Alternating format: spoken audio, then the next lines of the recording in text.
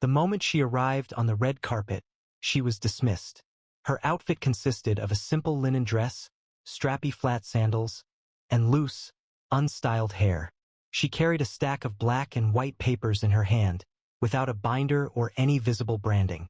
A businesswoman subtly adjusted her Cartier necklace, offered a brief look, and remarked, "Since when do charity galas welcome the locals?" A fashion model turned to her companions and stifled a laugh. She appears to have stepped out of a public library, not a billionaire ball. Rose Avery stood quietly at the VIP check-in. No one inquired about her name. No one examined the invitation she held. To them, she possessed no worth, merely a fleeting amusement in a glittering room, a woman too quiet, too plain, to be taken seriously. However, they were mistaken. The woman they had just humiliated was the actual owner of the entire gala, and the one who held absolute power over the very ecosystem they depended on. The Avery Global Gala stood as the event of the year, taking place in Washington, D.C. At the luxurious Meridian House, a mansion known for its chandeliers and rich history. More than a fundraiser, it represented a strategic competition where prominent figures, senators, CEOs, celebrities, and media moguls, contended for influence. The guest list was carefully selected, with only 200 invitations extended, each serving as a coveted entry into the upper echelons of American wealth and politics. A palpable excitement filled the atmosphere as attendees awaited news of the largest grants, the most esteemed collaborations, or a favorable review from the Avery Foundation, the powerful entity that dictated funding for areas ranging from education to defense contracts. Rose Avery moved through the gathering discreetly, her canvas backpack resting on her shoulder, her proposal for a complimentary community library held securely beneath it. Months were spent developing the plan, filled with a deep commitment to literacy and empowerment for children in underserved neighborhoods. The soft ivory, second-hand linen dress with its square neck moved gently as she walked. Her sandals made a quiet clicking sound on the marble floor. She chose not to wear makeup, it wasn't necessary. Her face was remarkable in its simplicity, with pronounced cheekbones and eyes that reflected a quiet determination. However, to the gala's guests, she was unnoticed or even a target. The lobby presented a scene of elaborate couture gowns and perfectly tailored tuxedos, with diamonds catching the light. A tech billionaire, sporting a velvet blazer, expressed disdain as Rose walked by, asking, "What's she doing here? Distributing flyers for a bake sale?" A congresswoman's aide, enjoying a glass of champagne, whispered to her superior, "Have they begun inviting anyone who walks in off the sidewalk?" She appears as though she instructs yoga at a local community center. A wave of laughter echoed among their group, precise and critical. Rose remained unfazed. She continued walking, her gaze fixed ahead and her pace even, as though the voices around her were merely ambient sound. Approaching the VIP check-in, an employee wearing a tailored black suit gave her a cursory look. "Name?" he inquired, his voice precise, seemingly certain she wasn't authorized. Rose presented her invitation, a simple card featuring a single, raised A. However, before she could respond, a woman adorned in a sequined gown pushed past her. "Pardon me, I am on the guest registry," the woman stated, displaying a wrist covered in diamonds. A staffer allowed her entry, disregarding Rose completely. "Ma'am," he said, addressing her, "this area is reserved for priority guests. Please try the general seating in the back." Rose acknowledged this, remaining calm, and moved aside. She offered no objections, spoke no protests.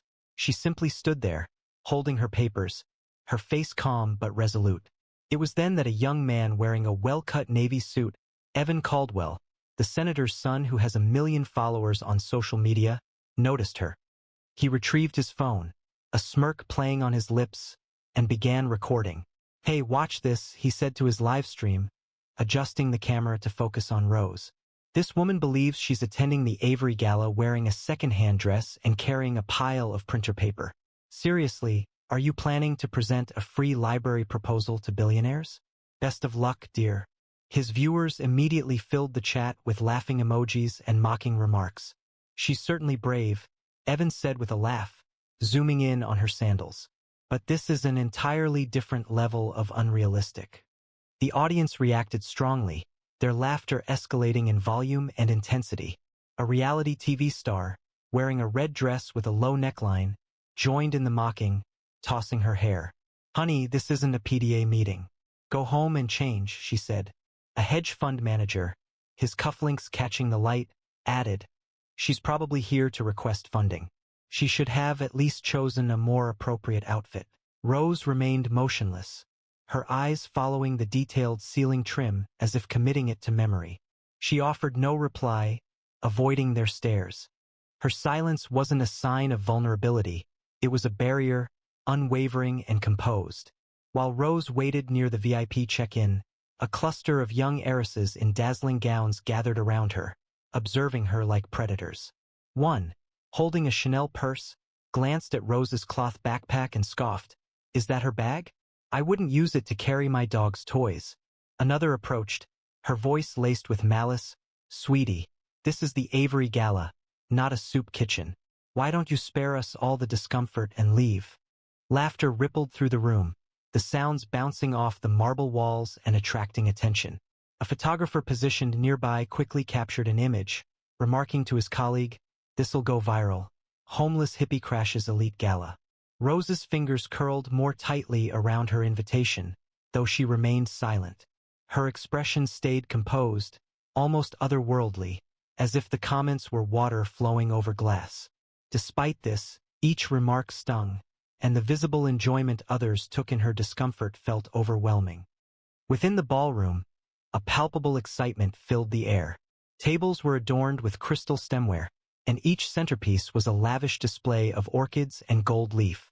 The stage was prominently positioned at the front, enveloped by velvet curtains, where the evening's significant announcement was to be made, the reveal of the gala's primary sponsor, responsible for covering the expenses of the entire event.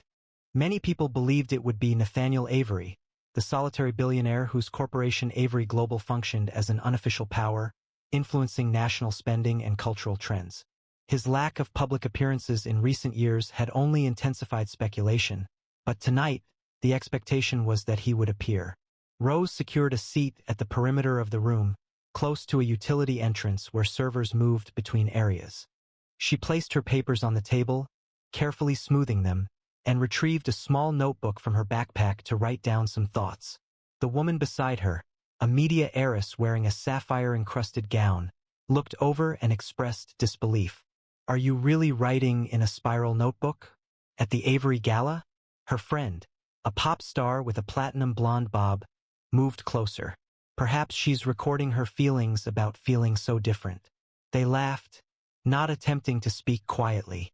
Rose continued writing, her pen moving smoothly, her face showing intense concentration. The gala began with a string quartet, their music flowing amidst the conversations. The host, a silver-haired TV anchor with a voice like velvet, stepped onto the stage to greet the audience. "Tonight, we celebrate not just philanthropy, but power," he announced, his smile radiant. "The Avery Foundation has influenced our nation's future, education, infrastructure, and policy, and we're here to see who will carry that legacy on." A palpable anticipation filled the room, with many heads turning, trying to locate Nathaniel Avery. Was he observing from a private box at the back? The atmosphere was charged. Throughout the evening, the taunting of Rose continued relentlessly. A cluster of young influencers, positioned near the bar, repeatedly photographed her from a distance, adding captions like "Haha Gala Crasher" and "Who let her in?" Evan Caldwell, continuing his live stream, provided commentary on her every action. She was simply reviewing her documents as if she intended to revolutionize everything. A reminder, you won't receive any funding appearing like that. His online discussion was filled with approving reactions to his humor, encouraging him to continue. A senator's wife, listening nearby, turned to her husband. "It's quite embarrassing, actually. They should increase security measures." People like her diminish the significance of the event. Rose, in the meantime, was listening to the speeches. A technology leader announced a commitment of $5 million for AI research. A congressman pledged $3 million for veterans programs. Each announcement received applause, but Rose's eyes remained focused on her notebook. where she documented observations about literacy gaps in rural schools. When a waiter offered her a glass of champagne, she smiled and requested water instead. Plant-based diet, huh? The waiter remarked, half joking. You're likely the only one here who doesn't eat caviar. Rose chuckled quietly, a first indication of relaxation. Caviar's overrated, she commented, and returned to her notes. Amidst a pause in the speeches, a well-known lobbyist moved toward Rose's table, his expression difficult to miss. He took her library proposal, examining it as if it were a simple sketch. Free libraries? For those children, he stated, his voice audible to those at adjacent tables. Darling, you're misusing everyone's time. Focus on teaching yoga or your current profession. He returned the papers, one page drifting to the floor. As Rose bent to retrieve it, a passing socialite inadvertently crushed it, her stiletto leaving a mark. She chuckled without turning around. The room filled with suppressed laughter, eyes turning to observe Rose's discomfort. She picked up the page, carefully smoothing it, and returned to her seat, her expression composed. However, the atmosphere surrounding her felt oppressive, thick with the audience's amusement at her misfortune. The room's unkindness escalated when Evan and his friends came to her table. The camera continued to record, his smile expansive. Hey, library lady, he called out, his voice intended to attract attention. What's your proposal? Free books for kids? That's charming, but this is a different level. You aren't securing a meeting with Nathaniel Avery appearing as if you just emerged from a commune. His companions chuckled, and several adjacent tables echoed the amusement, their laughter rising like a surge. Rose lifted her gaze, her eyes locking with Evan's for the first time. They were bright, unwavering, almost intense. She remained silent, maintaining eye contact until he visibly hesitated, a nervous chuckle escaping him as he addressed his camera. Tough crowd. Huh? He mumbled, stepping back. The gala proceeded towards its peak. The host reappeared on stage, his demeanor serious, yet vibrant. Ladies and gentlemen, we have reached the moment you've all anticipated. The Avery Foundation has consistently been a source of influence, and tonight we announce not only the sponsor of this gala, but the new steward of Avery Global itself, the individual who now oversees its extensive resources, its funding channels, and its vision for America's future. The room fell silent, forks clinking against plates forgotten. Everyone leaned forward, anticipating Nathaniel Avery's imposing figure to appear. Instead, the host extended his arm toward the back of the room. Please welcome the new owner of Avery Global, the woman now responsible for all political, educational, and media funding pipelines, Ms. Rose Avery. A noticeable reaction went through the crowd, with many people turning to look for a prominent figure in a private area. However, Rose rose to her feet, her linen dress reflecting the light, her sandals making almost no sound on the floor.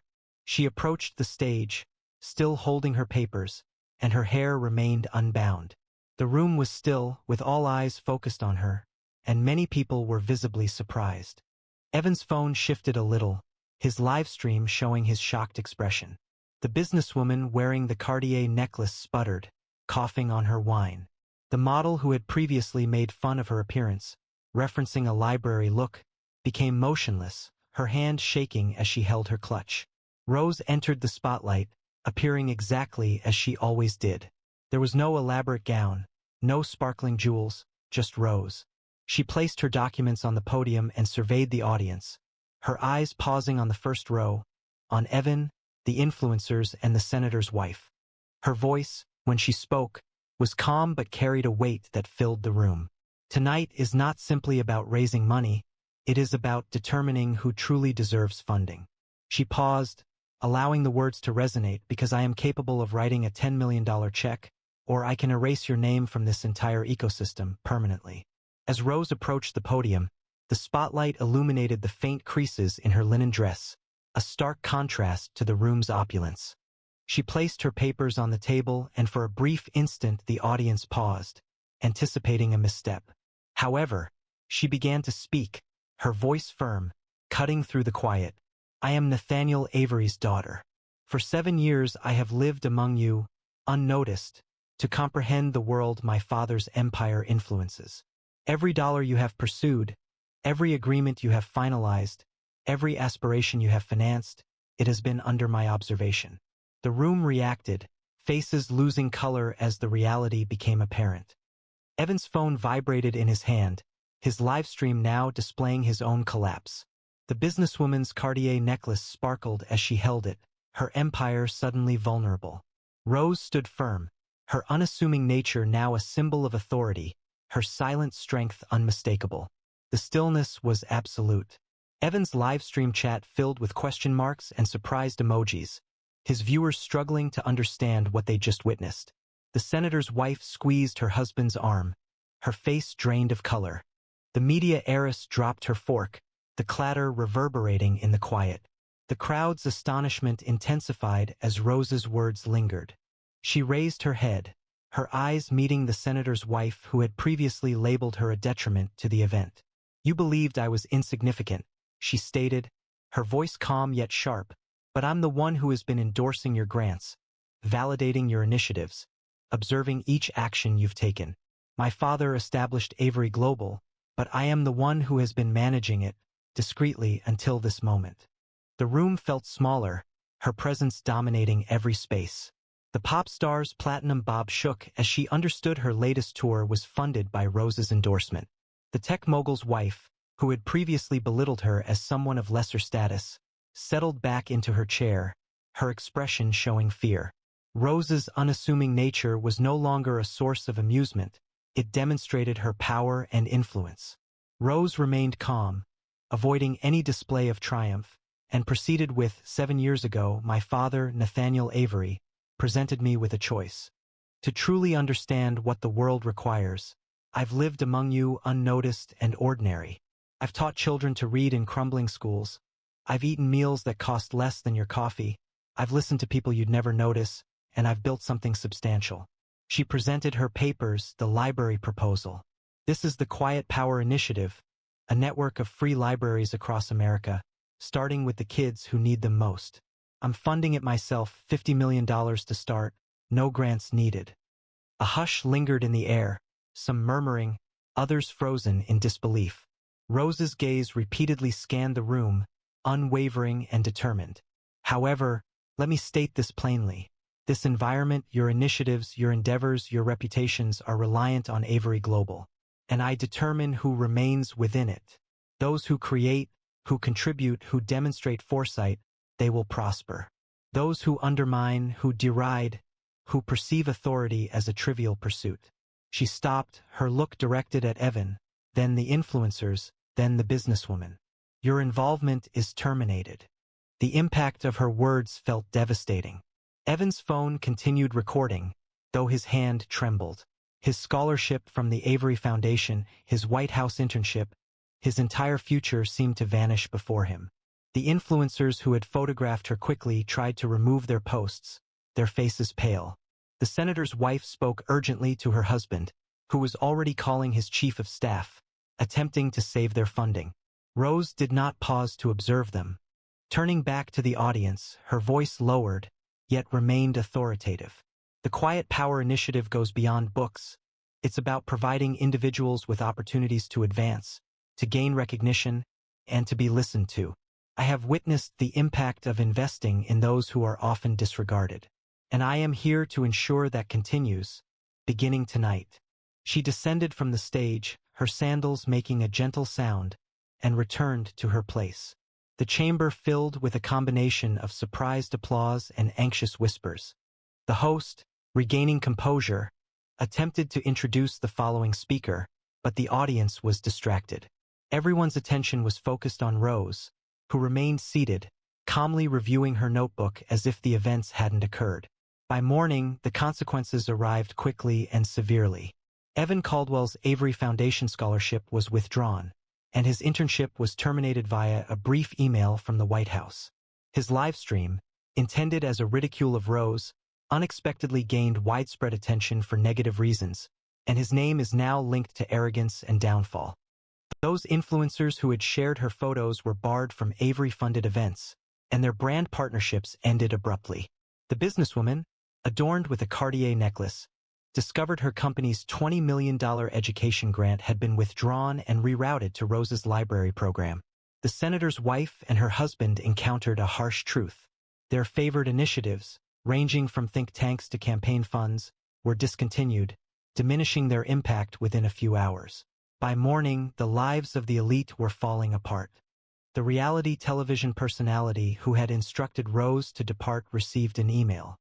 Her Avery-sponsored docuseries, Her Pathway to Credibility, was cancelled, and her name was removed from the foundation's list. She looked at her phone, her red dress from the gala discarded on the floor, her career seemingly ruined. The hedge fund manager, who had mocked her attire, discovered his firm's $15 million defense contract had been given to a rival company, a brief message from Avery Global mentioning ethical incompatibility. The cufflinks felt like restraints now, his arrogance a tightening grip. Social media was filled with screenshots of their mockery, now accompanied by captions referencing their downfall, a clear case of karma. Viewers watching Evan's archived livestream celebrated as his confident expression transformed into a representation of his self-destruction, his future seemingly undone by the woman he'd previously dismissed as delusional. Rose, in the meantime, had already begun her work. She convened with community leaders in a small D.C. office, her cloth backpack resting on the floor, her proposal now serving as a detailed plan. The Quiet Power Initiative opened its first library in a neglected neighborhood, with plans for 50 more by year's end. She didn't gloat, didn't seek the spotlight, she just worked, her quiet power reshaping the world one step at a time. The influencers who'd tagged Rose with Galacrasher were now absent from the elite circle. Their invitations to Avery-backed events, fashion weeks, charity balls, and premieres vanished, and their follower counts plummeted as brands distanced themselves. A tearful apology video was released, but the damage was already done. Rose's team had initiated the process for excluding her from future funding. The photographer who captured Rose's viral humiliation had his press credentials revoked and was dropped by his agency. His moment of notoriety became his downfall. Across the internet, the public celebrated what they perceived as justice. Memes featuring Rose's serene face with the caption, "Never judge the quiet ones," proliferated on all platforms. Those who had previously mocked her sandals now confronted a changed situation. Rose Avery didn't just win, she redefined the landscape, leaving the established order behind. The gala's elite had dismissed her sandals, her proposals, her aspirations. They perceived her as insignificant. But Rose Avery was far from insignificant. She embodied the future, and she had just reshaped theirs. This is the impact of the overlooked. If this narrative resonated with you, share, comment, and subscribe for more. The moment she entered the will reading, she was dismissed. A gray linen dress, a faded cardigan, and simple flats were all it took to elicit scorn from a room filled with meticulously styled appearances, their smiles seeming insincere. A man wearing a gold tie initiated the remarks, a mixture of laughter and mockery in his tone. "Is that the maid?" A young woman subtly inclined her head and murmured to her companion, probably a distressed former paramour seeking compensation. Ivy Clark remained near the rear of the room. She remained silent, showing no reaction, merely adjusting the strap of the cloth bag she held. In their eyes, she was merely a shadow, an outsider who had entered a space intended for blood, legacy, and status. However, they were mistaken. The woman they had just humiliated was the legal wife of the man they were all gathered to inherit from. And today's reading of the will was a test she had assisted in creating. The Thorne estate stretched across a wooded hill, its stone walls and iron gates forming a fortress against the world. Inside the grand hall, the scent of old money mingled with polished oak, leather, and the subtle fragrance of roses from vases that cost more than most people's rent. Crystal chandeliers hung like frozen waterfalls, capturing the April light and distributing it across a gathering of 42. Relatives, investors, advisors, and assistants. Each one was dressed to assert their position in Logan Thorne's empire. Elegant suits, silk dresses, and diamonds that sparkled with each movement filled the room. Guests mingled, sipping champagne, their expressions of sympathy seemingly as practiced as their smiles. Ivy entered discreetly, her footsteps barely audible on the marble floor. She selected a spot in the back corner, close to a large window that showcased the hazy hills beyond. Her dress was understated, comfortably loose, the gray fabric worn soft with age. A pale blue cardigan, faded with time, slipped gently from one shoulder. Ivy's dark hair was styled in a low bun, with a few strands escaping to soften her features, high cheekbones, hazel eyes that seemed to observe everything, and lips that remained composed even when others might have retorted. At 36, Ivy possessed a quiet beauty that resonated, like a memorable melody. Preston Thorne, Logan's second cousin, rested against a mahogany table, his Rolex gleaming as he smirked.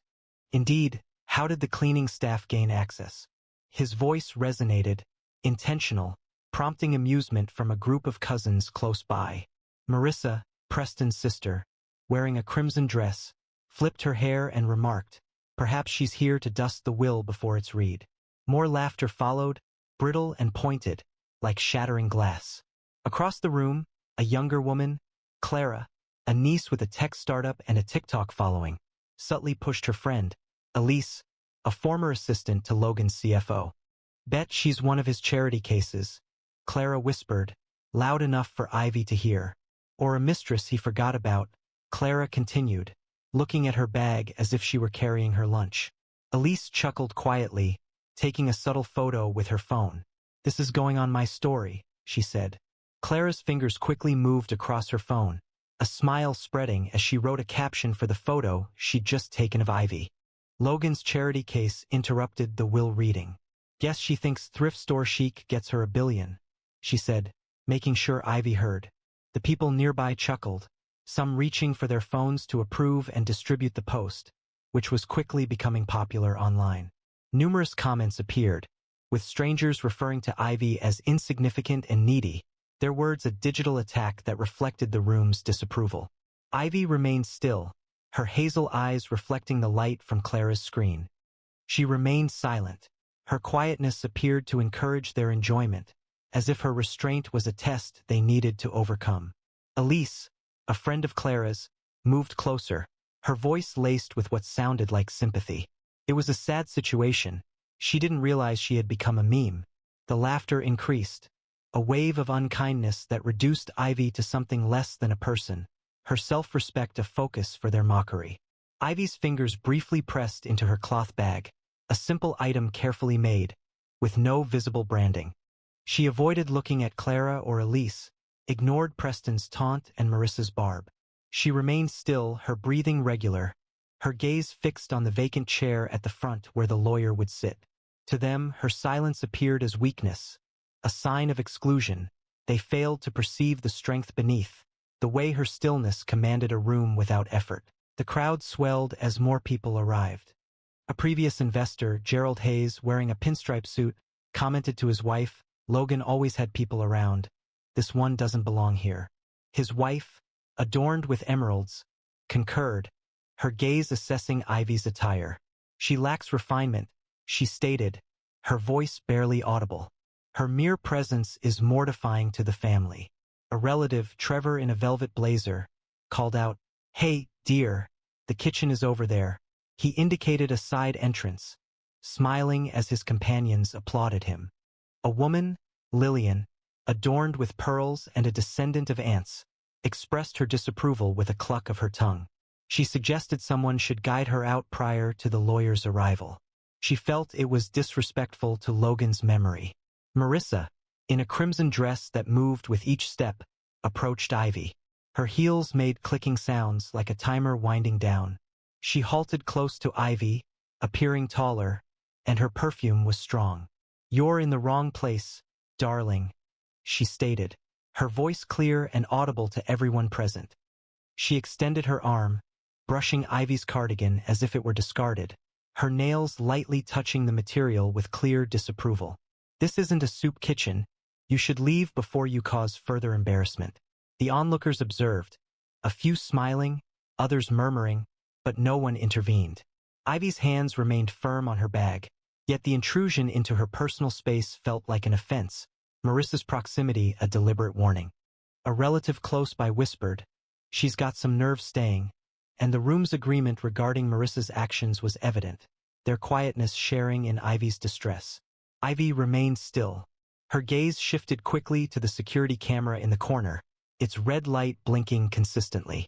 She was aware it was active, transmitting to a secure server only two individuals could view. One was her, the other wasn't present. Not yet. As Grayson began to read, Trevor quietly moved behind Ivy, the fabric of his velvet blazer softly contacting the wall as he murmured to his companions, "Observe this." He retrieved a cocktail napkin from a table close by, wrote charity case with a Sharpie, and discreetly placed it in Ivy's bag while she was unaware. The room observed, quiet amusement rippling through the space as individuals indicated the note, its prominent letters marking Ivy. Clara took another photograph, struggling to contain her laughter, while Elise murmured, "She's a walking joke now." Ivy remained oblivious, her attention on Grayson, but the crowd's excitement was palpable, their amusement a painful blow to her sense of self. Trevor relaxed against his chair, smiling, as Lillian commented, "She deserves it for appearing like that." The prank was not only unkind, but also a performance, intended to make Ivy appear foolish for simply being present among them. The lawyer, Arthur Grayson, arrived promptly at 10 a.m. Dressed in a gray suit, his briefcase felt substantial with its contents. He appeared to be in his 60s, his face marked by years of managing wealth and conflicts.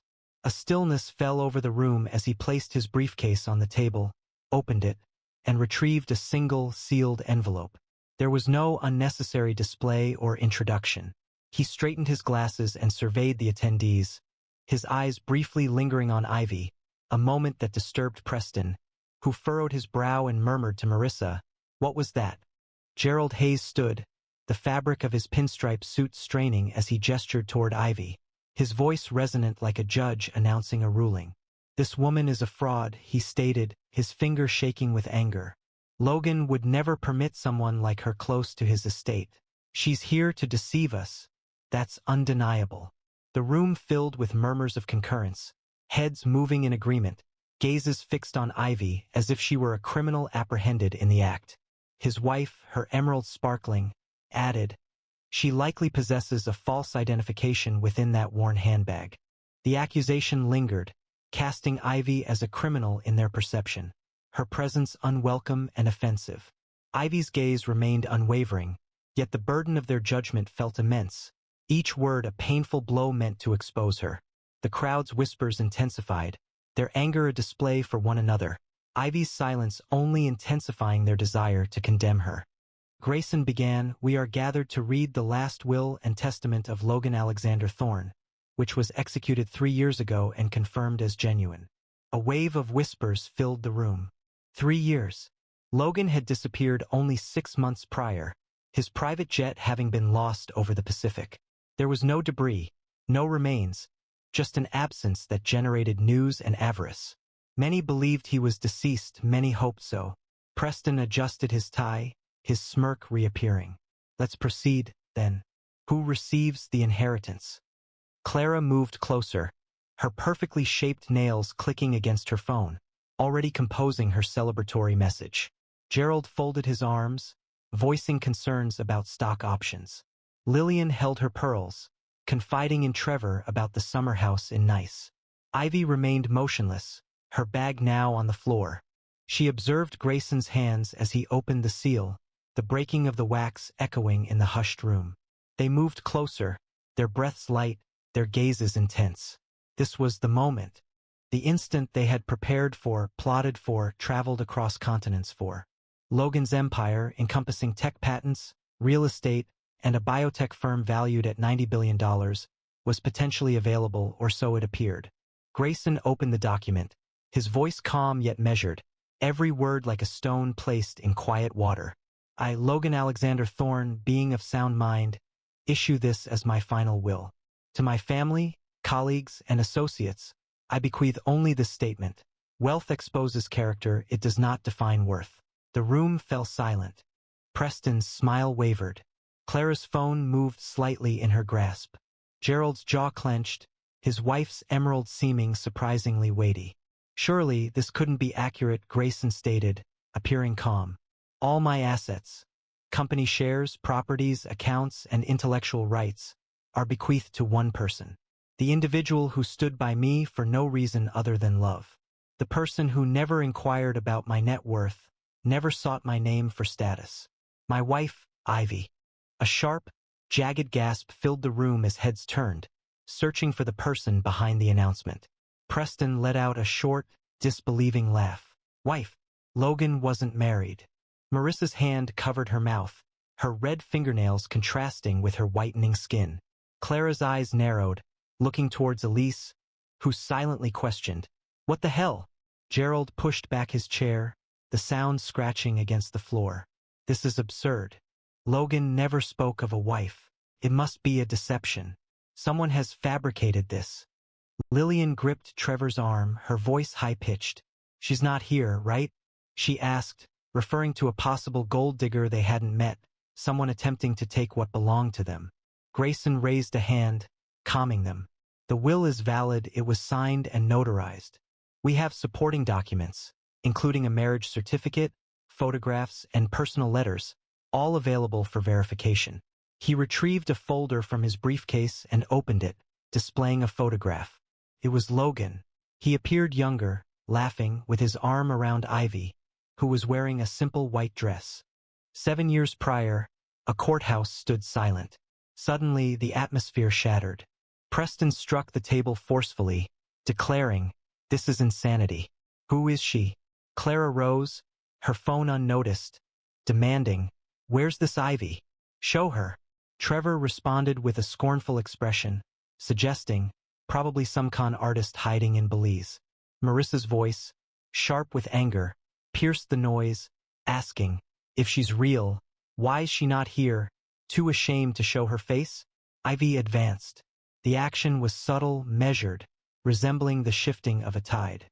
She moved across the room, her footsteps silent, yet every gaze followed her. Her cardigan shifted gently, and her linen dress shimmered in the light. She paused near Grayson, maintaining a poised stance and a tranquil expression. A simple cloth bag rested on her shoulder, reflecting her understated nature. The quiet was profound. Grayson began to speak, then stopped, his gold tie appearing overly bright. Clara's cheeks reddened, a previous image seeming to glow from her phone. Gerald retreated into his chair, his wife's emeralds appearing less vibrant now. Lillian's pearls appeared to constrict her. Her hand paused in the middle of a movement. Grayson gestured toward Ivy, a subtle acknowledgement in his gaze. "Mrs. Thorne," he stated, delivering the folder to her. She accepted it without a visible reaction, her fingers firm as she opened it, observing the photograph, her lips curving slightly, as if recalling the occasion it captured. Then she shut the folder and turned to address the assembled group. "I did not come for the funds," she declared, her voice distinct and calm, reminiscent of a chime through mist. "I came to understand your character. Who amongst you treated Logan like a person, rather than a financial asset? Who would grieve him, not his wealth?" She stopped, her hazel eyes moving across the assembly, observing each individual with ease. "You have revealed yourselves for who you are." Preston spoke, his voice trembling but resolute. "Are you suggesting you are his spouse? You?" He indicated her dress, her cardigan, his laughter strained. "Logan Thorne married to this? No intention to be rude, madam, but your attire suggests you purchase clothing from second-hand shops." Ivy did not flinch. "I do," she stated plainly. "Logan didn't mind. He appreciated me for who I am, disregarding my clothes or possessions. Can any of you claim the same?" Clara scoffed, crossing her arms. "That's a convincing performance, but I'm skeptical. If you are his wife, what evidence do you have? A photograph isn't sufficient. Anyone can create a false image." Sounds of concurrence spread through the room, encouraging those present. Gerald affirmed, his voice prominent again. "She's correct. We require further validation. Witnesses, official papers, something tangible." Grayson reopened his briefcase, retrieving a bundle of documents. A marriage license, dated 7 years ago, was signed by both parties and 2 witnesses, a nurse named Sarah Ellis and a librarian, Michael Reed. There were personal letters from Logan to Ivy, handwritten, and verified through forensic analysis. Bank records demonstrated joint accounts maintained privately at Logan's request. He paused, retrieving a small USB drive.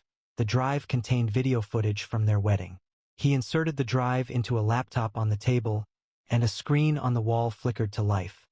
A hush fell over the room as a blurred video appeared on the screen.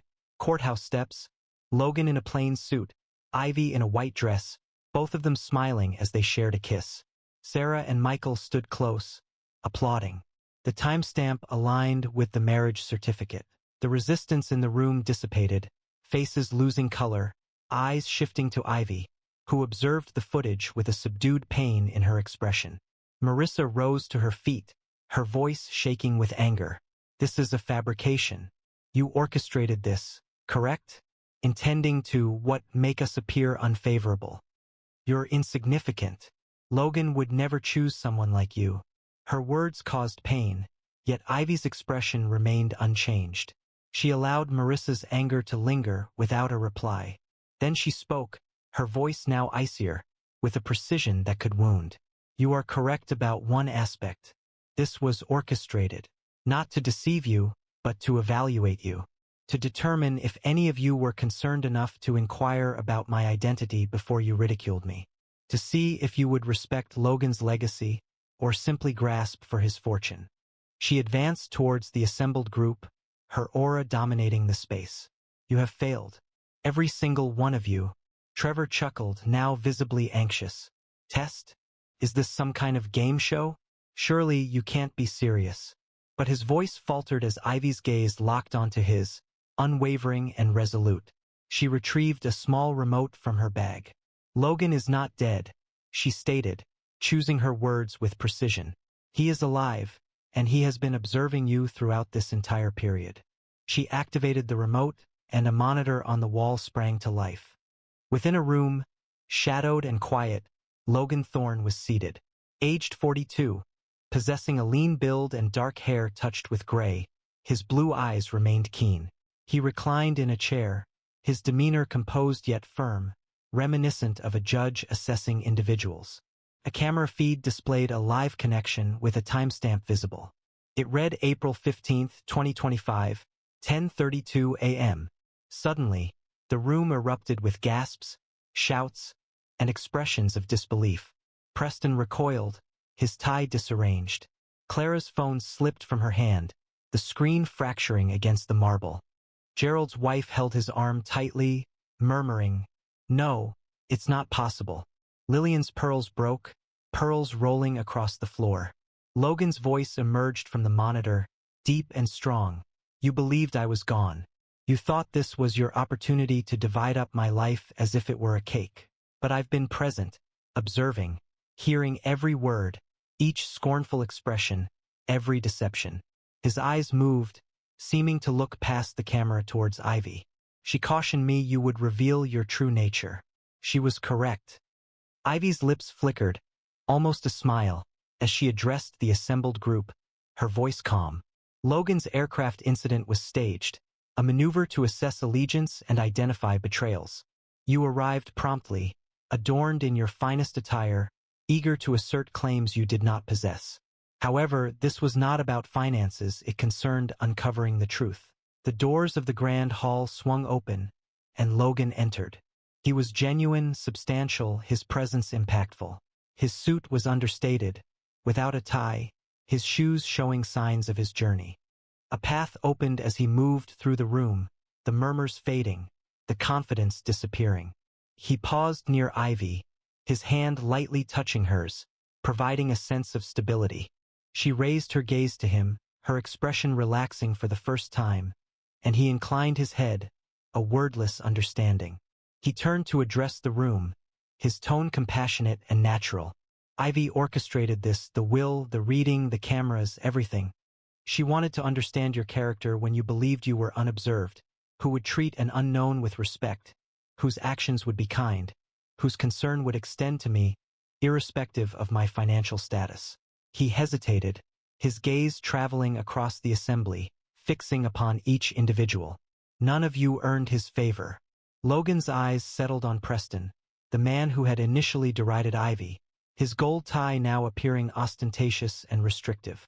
"You insulted my wife," Logan stated, his voice subdued yet intensely threatening, each word penetrating the room's astonished quiet.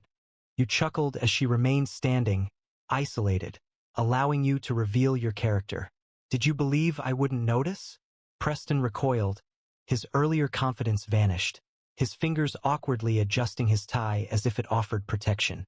The onlookers observed, motionless, as Logan approached, his stature imposing even in his plain suit. "You are not family, Preston, you are a parasite, and I will no longer sustain you." A guard materialized beside Preston, his hold steady, and as Preston departed, his objections were lost in the reverberation of Logan's statements. The room felt lighter, justice a tangible force, Ivy's honor restored with each step of Preston's disgrace. Preston attempted to speak, his voice hoarse. "Logan, please, we didn't know." She didn't say anything. Logan's gaze snapped to him, cold and final. "She shouldn't have had to. You saw a woman you didn't recognize, and your first reaction was to tear her down. That's not family, that's not loyalty." Clara stepped forward, desperate now. "We're sorry, okay? We didn't mean it. Ask her, Logan, ask her to forgive us." Her eyes moved to Ivy, as if begging, but Ivy's expression was unyielding. Her silence felt more condemning than any words. Logan refused to agree. "It's not a matter of forgiveness. It's about accountability." He gestured towards Grayson, who produced another document. "This is a supplemental clause to the will, taking effect now. Anyone who addressed Ivy disrespectfully today, identified in security camera recordings, audio recordings, or through testimony, will be disinherited. No shares, no properties, no communication, the matter is concluded." Preston began reading names, his voice sharp and authoritative. Preston Thorne, Marissa Thorne, Clara Evans, Gerald Heiress, Lilian Ward, Trevor Lang. Each name was announced with force, causing faces to fall, protests to erupt, then subside as security personnel intervened. Preston shouted, "You can't do this. I'm blood." But a guard gently took his arm, guiding him toward the exits. Marissa followed, her crimson dress flowing, her sobs audible. Clara held her damaged phone, quietly murmuring, "This can't be happening." As she was being escorted out, Clara's face lost its color as Logan turned to her, his gaze piercing her like glass. "You turned my wife into a meme," he stated, his voice even but intense, "believing your followers would applaud you. But falsehoods don't endure," he continued. He gestured toward Grayson, who activated his laptop, and Clara's phone vibrated intensely in her hand. Her social media accounts, her empire of influence, were collapsing publicly, posts deleted, followers decreasing by thousands, sponsors severing ties with remarkable efficiency. "You're banned from my companies, my properties, my life," Logan stated as a guard took her arm, her damaged phone falling to the floor. The crowd's gasps were a chorus of awe, the room charged with the excitement of justice. Ivy stood beside Logan, her silence holding weight as Clara's digital influence weakened, her past mistreatment of Ivy now contributing to her downfall. Gerald's wife attempted to protest, her jewels sparkling, but Logan interrupted her. "You insulted my wife, and you are no longer welcome here." They departed, their heads lowered, as onlookers dispersed and guards emptied the room. Lillian's scattered pearls made a brittle sound beneath the footsteps, a suitable conclusion to her arrogance.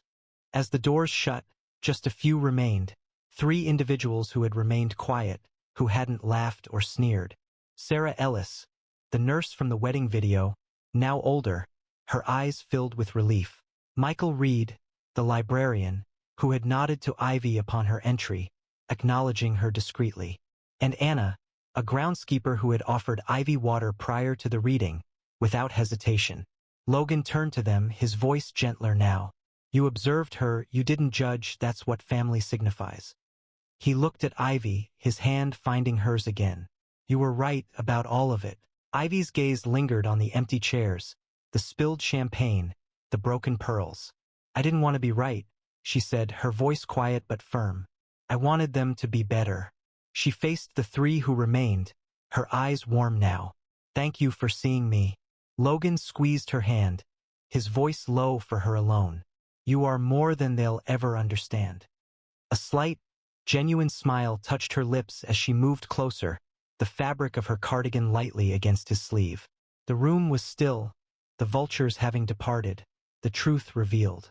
Ivy did not require the money, the estate, or the empire. She had never desired them. What she had wanted was Logan, living, complete, belonging to her. And now, with the world reduced to its essence, they remained together, resolute. The hills beyond shone green beneath the April sky, and the cameras ceased blinking, their purpose fulfilled. If this story resonated with you, please show your appreciation with a like, share it with someone who might benefit from hearing it, and subscribe for more stories that explore difficult subjects with hope. Your support helps ensure these stories continue to be told. She was removed from the graduation stage due to her attire: a simple white cotton dress, worn ballet flats, and a casually tied ponytail, an appearance that drew attention from those in attendance. "You are not on the speakers list. Please step down," stated the event organizer, the silence that followed as brittle as glass. No explanation was given. There was no public questioning of why Elise Carter, St. Morel's top student, was excluded from the final moment of recognition. Instead, quiet mockery rippled through the audience, unaware that daughters of janitors sometimes aspired to share a stage with those from established families. She descended, 1 foot at a time, moving past gazes filled with judgment. However, just then, the doors swung open, and her fiancé, heir to a billion-dollar empire, entered. Royal Lancaster Hall resembled a cathedral of privilege, its crystal chandeliers projecting prisms of light that shimmered across gilded walls and velvet-draped tables. The air was heavy with the fragrance of orchids and affluence, each guest a dazzling symbol of power. St. Morel Academy's graduation ceremony was far more than just an event. A coronation unfolded for the heirs of Forbes-listed dynasties. Diamond earrings shimmered on every ear, bespoke suits whispered with each movement, and the sound of champagne flutes resonated as a symbol of exclusivity. The students, adorned in silk-lined caps and gowns, were seated in rows of polished mahogany chairs, their futures seemingly predetermined and promising. A live-stream screen displayed the ceremony for those unable to purchase the $5,000 guest tickets, and among the viewers stood Maria Carter, Elise's mother, her hospital janitor scrubs concealed by a borrowed coat, her gaze fixed on her daughter's image. Elise entered, her white cotton dress a subtle rejection of the lavish surroundings. At 22, she was captivating, not with the refined appearance of her contemporaries, but with the natural beauty of someone who had rightfully earned her place. A low ponytail held back her dark hair, highlighting cheekbones and hazel eyes that conveyed warmth and determination. The gentle sound of her faded ballet flats accompanied her across the marble floor, her steps sure despite the challenge of 1,000 stairs. She was the scholarship student, raised by a single mother who cleaned hospital floors to ensure they could pay their rent. Exceptionally intelligent and persistent, she had earned a place among the best at St. Morel's, only to face criticism for the circumstance of her background. The lack of her mother in the hall felt like a hidden pain, as she was aware Maria observed from the chilly street beyond. When Elise settled into her place, the hall's prominent figures initiated a digital attack. Mobile phones illuminated, students rapidly typing, their social media updates a public shaming. Charity case crashes, one wrote, highlighting Elise's worn shoes. Mother posted, St. Morel's biggest mistake, allowing a cleaner's child to attend. The live stream discussion became filled with harsh comments. She's a fraud, and kick her out, peered frequently. Sophia Lyle, a girl in a sapphire gown, stood, her voice audible to Maria outside. Reports indicated her dress was trending as the worst fashion choice of the year. The hall erupted in laughter, a cruel sound, with phones raised as if to attack Elise. She remained still, her hazel eyes focused ahead, though her fingers lightly touched her plaque, revealing a slight tremor that contradicted her composure. Maria's expression on the live stream was one of suffering, each online post feeling like an insult to her honor. The audience's anger intensified, fueled by their outrage at the mob's actions, attention poised to explode. Ethan Caldwell, a large senior and inheritor of a tech empire, rose from his seat, his substantial build looming over Elise as she remained seated. "You're occupying space you have no right to," he stated, his voice resonating throughout the diamond section. He approached, the sound of his loafers striking the marble floor, his Rolex catching the light as he gestured towards her. "That dress is disrespectful to this hall. Leave before we force you to." A hush fell over the crowd, an unspoken sense of danger palpable as phones were raised to document the scene. Ethan moved closer, his breath warm with champagne, his fingertip hovering near Elise's face. "Your mom scrubs floors, for people like us. Know your place." A scattering of students offered encouragement, their voices keen and insistent. Elise's hands remained clasped, her hazel eyes locked with his, unwavering despite the visible pulse in her neck. A palpable tension filled the air, her silence a delicate defense against his threat, and the audience's anger swelled, yearning for her to be saved. The hall seemed to sway as Elise took her place in the diamond section, designated for the privileged. Murmurs cut through the atmosphere. "Wait, are they renting out diamond seats by the hour now?" scoffed a boy in a tailored tuxedo, his cufflinks gleaming. A girl standing close by, her gown adorned with Swarovski crystals, bent forward. It was evident she had entered without permission. The absence of anyone accompanying her was noticeable. Her voice, measured and harsh, resonated, prompting laughter from those seated nearby. Elise's hands remained still in her lap, her expression calm. She had endured more difficult experiences during her 4 years at St. Morel, including classmates ridiculing her thrift store clothing and professors doubting her suitability for leadership. However, today was meant to be different. It was her graduation day. Natalie Harrington, daughter of a global fashion empire, was positioned 3 rows ahead, her blonde hair falling in flawless waves, and her emerald gown a $20,000 creation. She glanced back, her blue eyes assessing Elise from head to toe, and remarked, loud enough for the entire section to hear, "St. Morel really needs to reevaluate its scholarship standards." She continued, "We can't have commoners ruining the visual harmony." Amusement spread through the section as heads turned to observe Elise's simple dress. A young boy close by called out, asking what's next, and suggesting her mom scrub the stage. The hall was filled with murmurs, the taunting palpable and sustained by Elise's quietness. She didn't react. Her hazel eyes remained focused on the stage, though her fingers briefly clenched, revealing a momentary strain beneath her composure. A professor, Dr. Evelyn Tate, stood from the faculty row, her silk shawl shifting as she addressed the hall with a condescending smile. "Miss Carter's attendance here was generous, but misplaced," she stated, her voice conveying insincere sympathy. "St. Morel is intended for individuals destined for leadership, not those who fulfill supporting roles," she indicated, gesturing toward Elise, her diamond ring catching the light. "Your scholastic achievements are noteworthy, but leadership demands heritage, not benevolence." The audience expressed agreement with quiet sounds and applause, their sense of privilege forming a barrier around Elise. "Perhaps a vocational school would be a more appropriate fit for you," Tate observed, her words carefully chosen to inflict pain.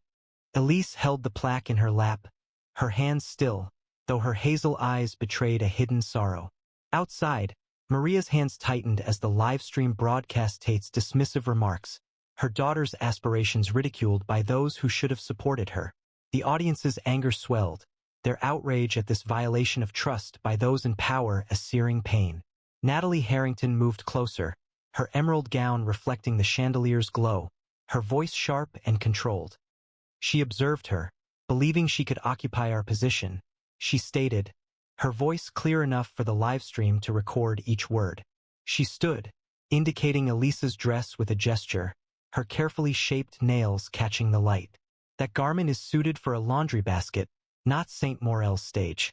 And those flats," she continued, "I wouldn't wear them to walk my dog."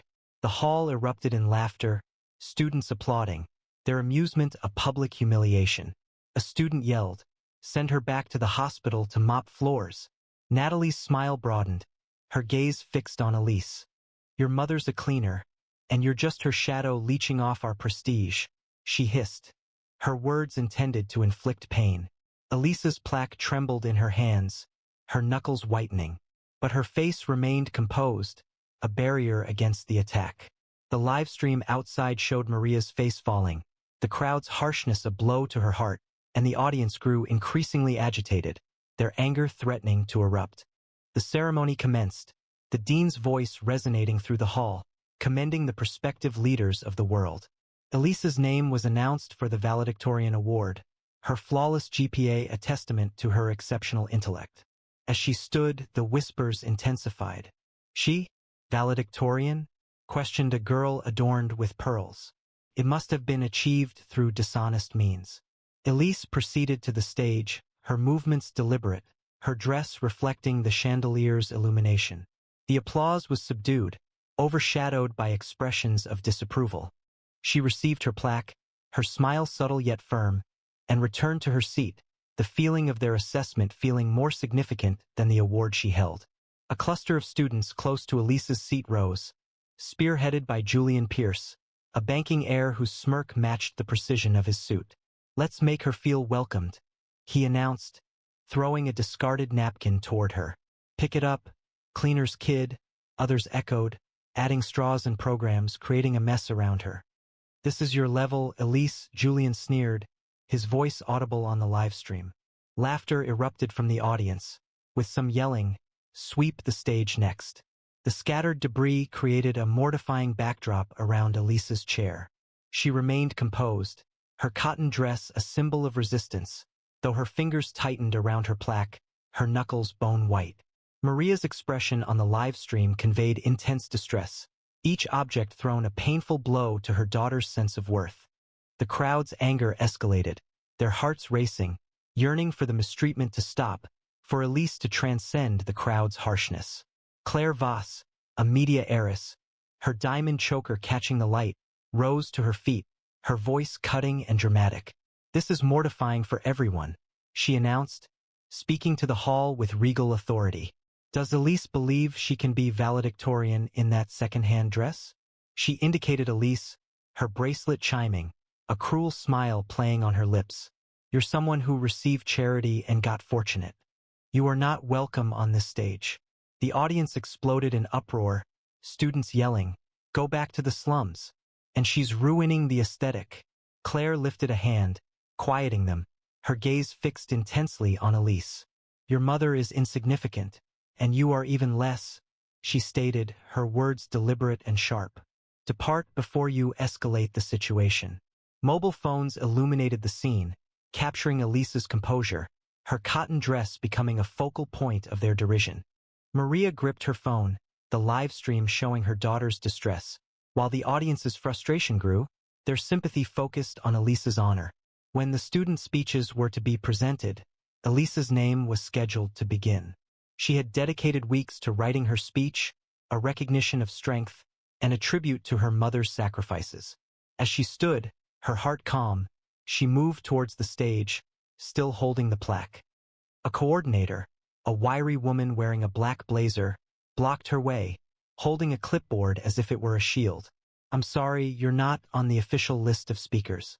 Please step down," she stated, her voice cold and amplified by the microphone attached to her lapel. The hall fell silent, all eyes fixed on Elise. The coordinator's lips moved slightly, seemingly pleased by the situation. Elise hesitated, her breath momentarily suspended, but her expression remained calm. Ms. Langley, the coordinator, approached Elise, who stood motionless on the stage, her clipboard held high. "Did you hear me, Miss Carter?" she inquired, her voice laced with disapproval and amplified through the microphone. "You will not be speaking today. You are not part of this group." She then faced the audience, offering a strained smile, seemingly seeking their agreement. "We uphold certain standards at St. Morel, and this," she indicated Elisa's dress, "does not meet them." The hall erupted in laughter, a sound like a tidal wave, with students clapping as if at a show. "Perhaps you could assist your mother with the cleanup," Langley remarked, her words pointed. Elisa's plaque vibrated in her hands, her hazel eyes flashing with pain, but she remained silent. The live stream displayed Maria's face, tears flowing, the crowd's harshness a public dismantling of her daughter's aspirations. The viewers' anger intensified, their hearts racing, hoping Elise would withstand this final setback.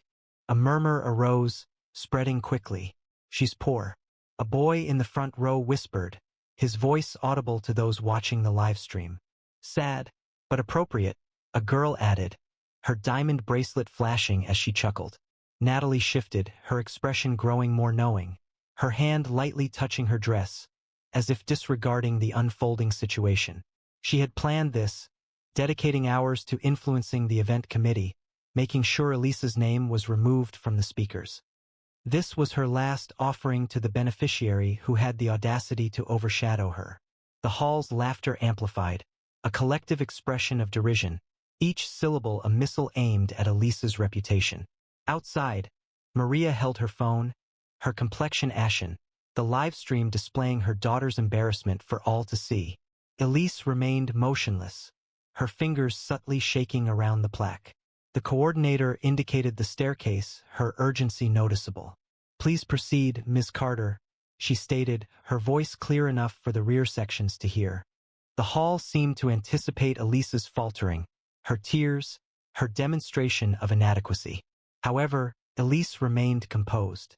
She raised her head, her hazel eyes surveyed the room, and she spoke, her voice firm and unwavering, piercing the surrounding sounds like a sharp instrument.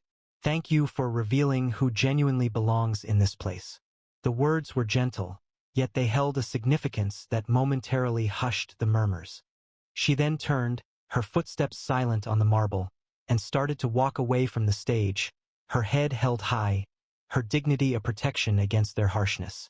As Elise began to leave the stage, Natalie stood up again, her emerald gown a beacon of spite.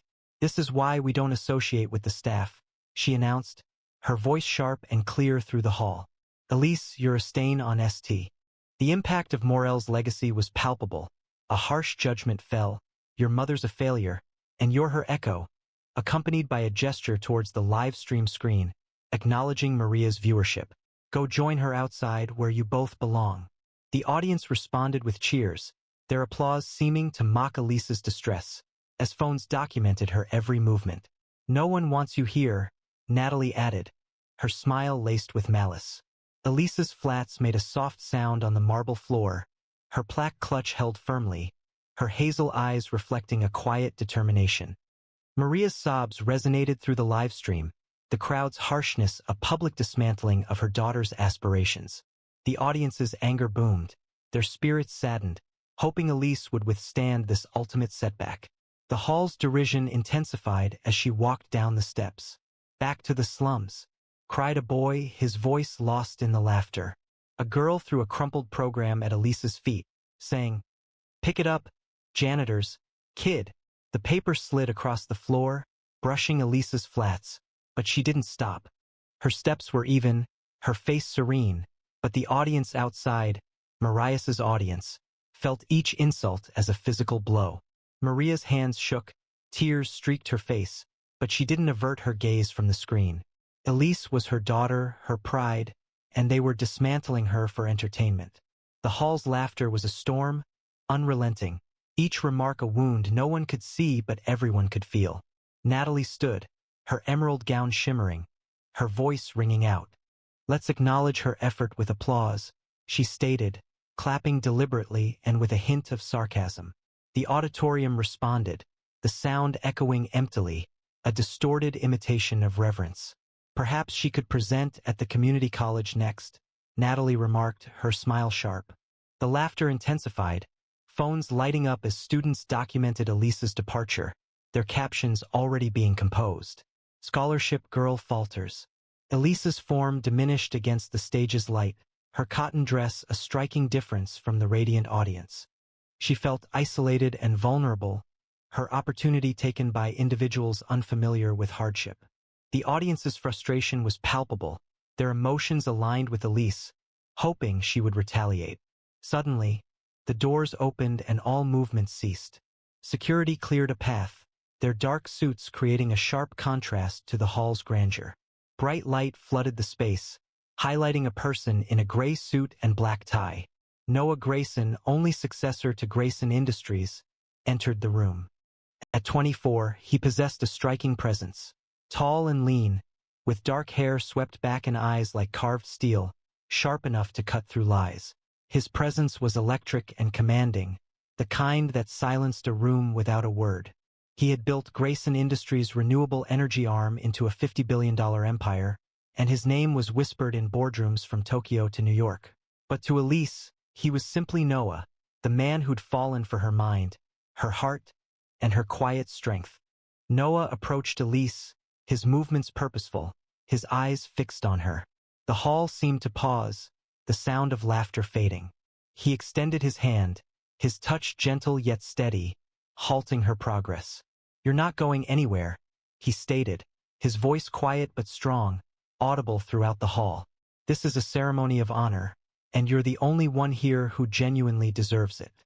Elisa's eyes relaxed, a subtle smile gracing her lips. However, she remained silent, her lack of words more impactful than any declaration. Noah's hand remained on hers, his touch conveying a promise, a protection from the atmosphere of the room. He addressed the event organizers, his steady gaze focusing on the coordinator, who visibly recoiled. "I've been the primary sponsor of St. Moral for 3 years," Noah stated, his voice calm yet resolute, each word carrying significant weight. "This hall's construction, the scholarships you receive, and the continuation of your legacy were all made possible by my family's contributions. However, I am formally withdrawing all future funding unless Elise Carter is invited back onto that stage. Immediately." The event coordinator's clipboard visibly shook, and her complexion drained. The dean, positioned at the front, rose to speak, but Noah's intense look stopped him. The hall felt like a silent chamber, with every attendee motionless, their earlier confidence dissipating under Noah's control. Noah's gaze moved to Natalie, who appeared stiff, her smile vanished, her hands tightly holding her dress. "Natalie Harrington," he stated, his voice sharp and clear, "you sent me 27 messages over the last 4 months, requesting a meeting, a partnership, an opportunity to be at my family's table. Don't believe I was unaware that you altered the speaker list today." A sudden commotion filled the room, eliciting gasps and murmurs as heads turned to Natalie. Her face was flushed, and her eyes moved quickly, desperately seeking an escape route. "You believed you could remove Elisa's name," Noah stated, his voice cold, "but you have only damaged your own reputation." Natalie's chair scraped against the floor as she rose, her voice shaking. "That is not accurate," she insisted, but the attention of the hall was now focused on her, scrutinizing, disapproving. The coordinator spoke quietly to the dean, who responded with a somber nod. Security advanced towards Natalie, their footsteps echoing on the marble. "Ms. Harrington, you're needed at the disciplinary board," one stated, his voice resolute.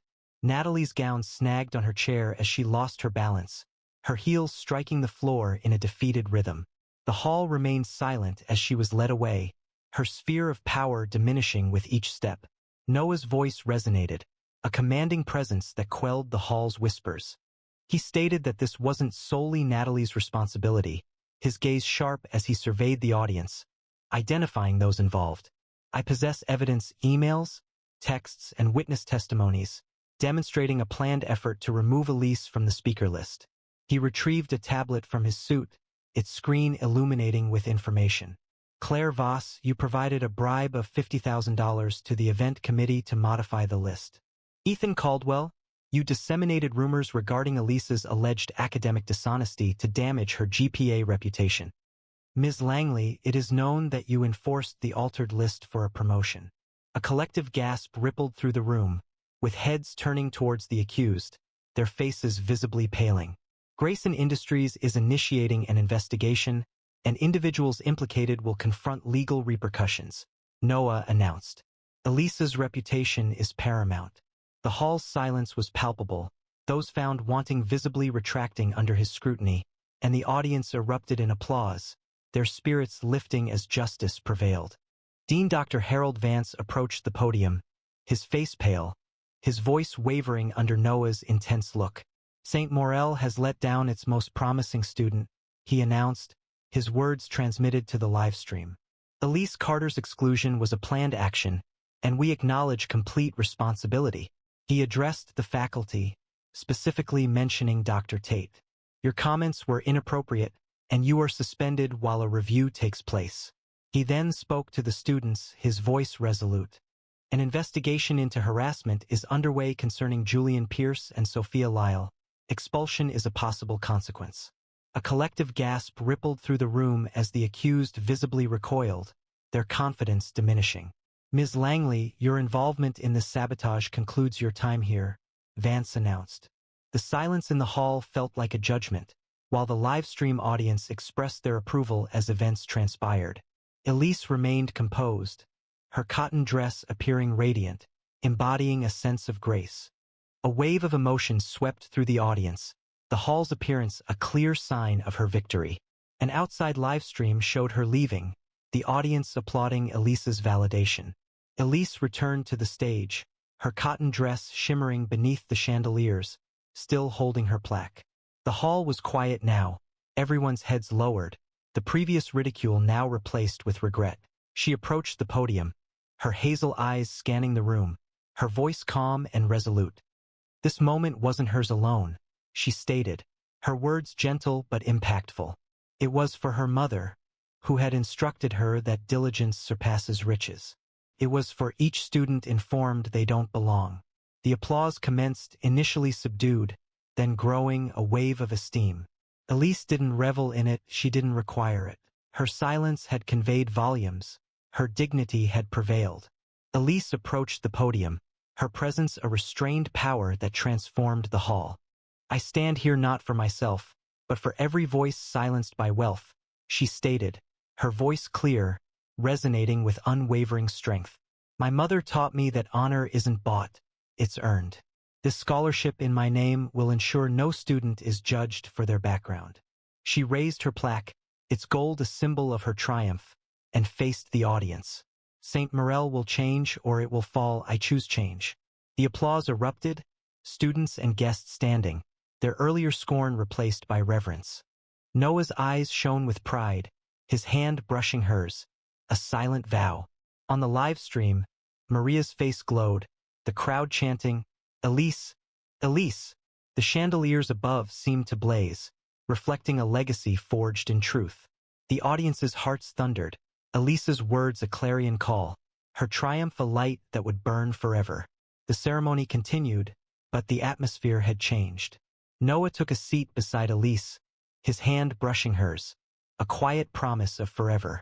The dean announced new honors.